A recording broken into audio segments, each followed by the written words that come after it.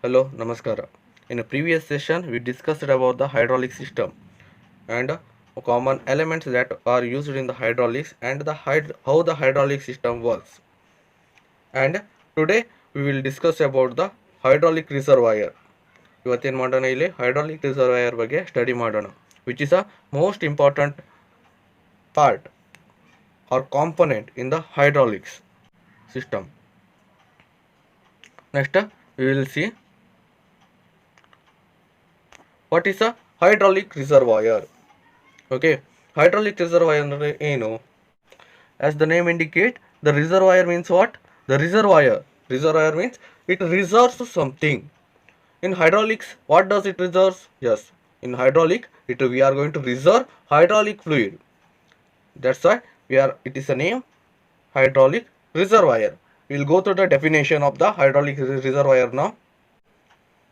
A hydraulic reservoir is a container whose main or primary function is to store and supply the hydraulic fluid to the hydraulic system. Okay, it is a definition of the hydraulic reservoir. Hydraulic reservoir ಅಂದ್ರೆ ಏನು? It is a container. Container ಅಂದ್ರೆ ಒಂದು ಪಾತ್ರೆ which function ಏನು? It stores and supply. ಏನು ಮಾಡೋದು? Store ಮಾಡೋದು ಮತ್ತೆ ಸಪ್ಲೈ ಮಾಡೋದು. ಯಾವಾಗ ಬೇಕು ನಮಗೆ ಅವಾಗ ಏನು ಮಾಡೋದು? ಹೈಡ್ರಾಲಿಕ್ ಫ್ಲೂಯಿಡ್ ಅನ್ನು ಏನು ಮಾಡೋದು? ಸಪ್ಲೈ ಮಾಡೋದು. ಅದು ಏನು? It is called as a hydraulic reservoir. Okay, along with the storing and supplying the hydraulic fluid, the hydraulic reservoir performs further activities which are as follows. Okay, the other functions of the hydraulic reservoirs are: first one is a heat exchanger, and it acts as a deaerator, and it supports the pumps and other elements. Let us see one by one how it is. Reservoir means what? It is a container, maybe square or rectangle. I will draw here rectangular, which contains the hydraulic fluid. Okay, hydraulic fluid. What we are going to do here? We are going to suck this hydraulic coil, and we are going to perform some activity with the hydraulic coil. After work has been completed, the hydraulic coil is going to return to this reservoir. During this condition, so while performing the work, what will happen? The temperature of the hydraulic coil is going to increase. When it returns to the hydraulic reservoir, what will happen? It will comes in contact with the walls of the hydraulic reservoir, and hence the heat is transferred to the hydraulic reservoir walls, and then in turn it is transferred to the atmosphere. Okay, thus it acts as a the hydraulic reservoir acts as a what? Heat exchanger. Then hydraulic reservoir acts as a deaerator. Deaerator means how it is, we will see. It's a hydraulic reservoir. Here what we are going to do, we are continuously sucking the fluid, and after completion of work we are going to return this fluid. Okay, while performing the work, what will happen? There is a chances of getting some air is trapped into the hydraulic fluid, or some metal chips also get into the hydraulic fluid, or some other dirts maybe get into the hydraulic fluid. Then if you send or if you use the same hydraulic fluid, what will happen? It may the dust impurities or may damaging the other components of the hydraulic elements. Thus what will happen? If you use this hydraulic reservoir, it has a time for returning line to inlet pipe. In between there is some time. In that time the metal chips will get collected at the bottom. The air is risen or separated from the hydraulic liquid, or other lighter impurities get separated from the oil. Okay, thus it prevents these impurities will go into the hydraulic component again and causes damages to the elements. Since we are using the hydraulic reservoir, what will happen? We can mount other peripherals like pumps, like a thermal indicator or heater to the hydraulic reservoir as an extra attachment. Next, moving towards types of reservoir. Then hydraulic reservoirs are classified into two categories. First one is a pressurized reservoir, and second one is a non-pressurized reservoir. In a pressurized reservoir, we are maintaining the hydraulic fluid in high pressure, and in non-pressurized reservoir we are going to maintain the hydraulic fluid at the atmospheric pressure. Then this non-pressurized reservoir further classified into two categories. First one is a open type reservoir, and second one is a closed type reservoir. In open type reservoir, the hydraulic oil is kept open. Hydraulic oil is kept open to the atmosphere. In such condition, there is chances of getting dirt into the hydraulic liquid. In closed type reservoir, we are going to close the lid of the container to protect the hydraulic oil from the atmospheric contaminations. Commonly, we are going to adopt this closed type reservoir instead of this open type reservoir. Next, we will study components of the hydraulic reservoir. The hydraulic reservoir, which consists of a tank.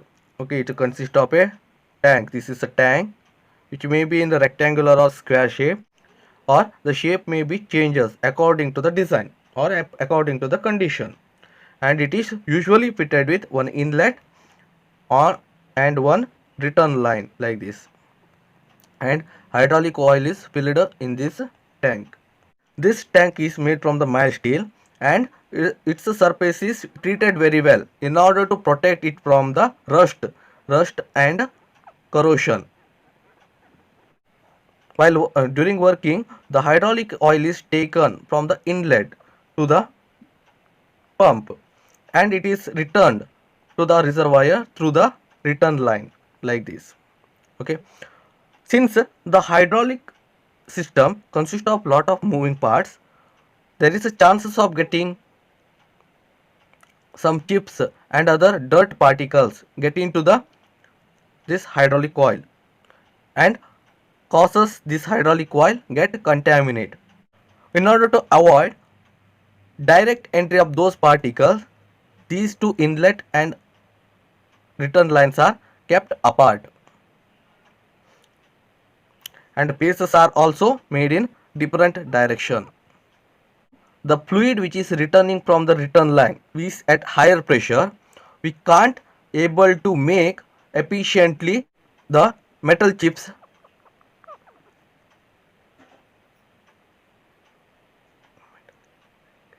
and other impurities enter into this inlet wall. Thus, it may cause us damages to the other components of the hydraulic system. In order to avoid those turbulency, we are provided a baffle plate across the tank and also in between the inlet and return line. And also there is a chances of air bubbles get trapped in the hydraulic liquid, and which is collected at the top surface of the hydraulic tank, and we need to remove this often. In order to remove these air bubbles, we are provided with breather. Thus it makes the air bubble which is trapped inside makes to go outside, and it is also acts as a filler to fill the hydraulic oil into the reservoir. Since the hydraulic oil which is returning from the actuator after completion of the work has some metal chips, which is due to its heavy weight which is collected at the bottom, and since we are using the oil, and this oil is needs replacement after certain period of the time. In order to facilitate very easy replacement of oil as well as removal of these metal chips, we are provided a drain plug at the bottom in this place. With the help of this drain plug, during the preventive maintenance, while during the replacing this oil, we can easily remove the metal chips also by removing this drain plug. In hydraulic system, the hydraulic fluid level is very much important. In order to ensure the hydraulic fluid level, we have kept a sight level, and which is marked high level point and low level point in order to keep track the hydraulic fluid level. Thus, we can avoid the dry running of the hydraulic system. Sometimes we require special arrangement, that is a temperature sensor as well as heater in some condition in order to maintain the temperature of the hydraulic fluid. These are all some of the common parts that we are going to use in the hydraulic reservoir. One thing we need to remember, that is We need to keep inlet level, that is 50 mm from the above the ground level, as well as 75 mm, at least 75 mm below the low level low level of the hydraulic liquid, in order to avoid the re-entry of the contamination which is collected at the bottom as well as collected at the top, which may cause us damages to the hydraulic system. Let us briefly we will see parts or components.